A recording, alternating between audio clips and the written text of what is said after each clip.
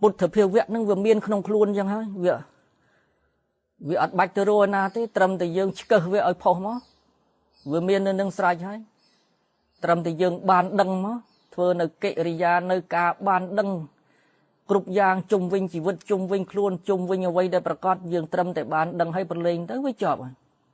នឹងគឺពុទ្ធភាវៈអមតៈធាតុអមតៈភាវៈ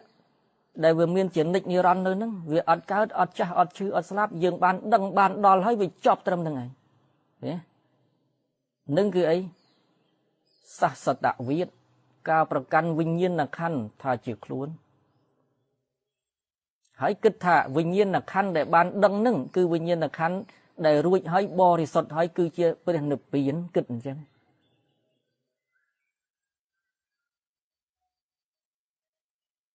ដូច្នេះបុគ្គលនេះ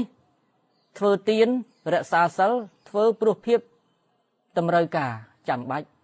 បើវាត្រូវឲ្យទានយើងឲ្យទៅត្រូវការឲ្យគ្នាអត់ឃ្លានក៏ឲ្យទៅតែមិនមែនឲ្យនឹងដើម្បីជាបច្ច័យដល់ព្រះនិព្វានបច្ច័យដល់វិបស្សនាញាណបច្ច័យដល់ការរួចចាក់ទុកឯណាទេតែវាជាតម្រូវការដែលវាត្រូវការវាអត់វាឃ្លានចែករំលែកគ្នាឲ្យទៅព្រោះសង្គមវាត្រូវការអញ្ចឹងឲ្យដោយភាពចាំបាច់តាមតម្រូវការអញ្ចឹងទៅឃើញបុគ្គលនេះគិតអញ្ចឹងព្រោះខ្លួនឯងបានរួចផុតហើយរក្សាសិលព្រោះរបៀបសង្គមវិន័យសង្គមចាំបាច់អញ្ចឹងរវាងមនុស្សនិងមនុស្សនៅជាសុខយើងរក្សាទៅតែមិនមែនគោលដៅដើម្បីរួចចាក់ទុកដល់ព្រះនិព្វានជាបច្ច័យដុសខាត់ចិត្តអីទៀតទេព្រោះយើងបានដឹងហើយយើងអស់ហើយទានសិលនឹងត្រឹមតែជារឿងចាំបាច់ត្រូវធ្វើតែមិនមែនជាគោលដៅដែលត្រូវសង្វាតទន្ទិញទេឃើញវាទៅអញ្ចឹងស្រដៀងនឹងធម្មៈណា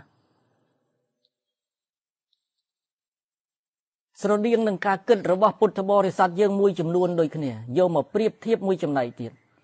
ពុទ្ធបរិស័ទយើងមួយចំនួនក្នុងសង្គមនេះអ្នកសិក្សាធម៌ក្នុងរាល់ថ្ងៃនេះ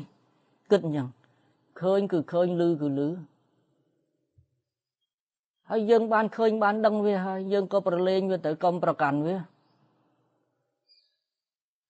ឃើញស្រដៀងគ្នានឹងអូសូគិតទេសាវកអូសូគិតទេស្រដៀងដូចឲ្យយល់នៅកន្លែងហ្នឹងវាឃើញទៅគេខុសខ្លួនឯងអត់ឃើញខុស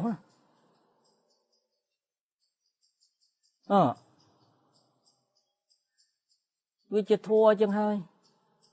យើងបានដឹងវាហើយថាយើងបានកំណត់វាហើយឃើញវាមិនមែនអីយើងទៀតវាត្រឹមតែធัวវាកើតរាគៈវាកើតក៏រាគៈទៅសែបក៏សែបទៅសោយក៏សោយ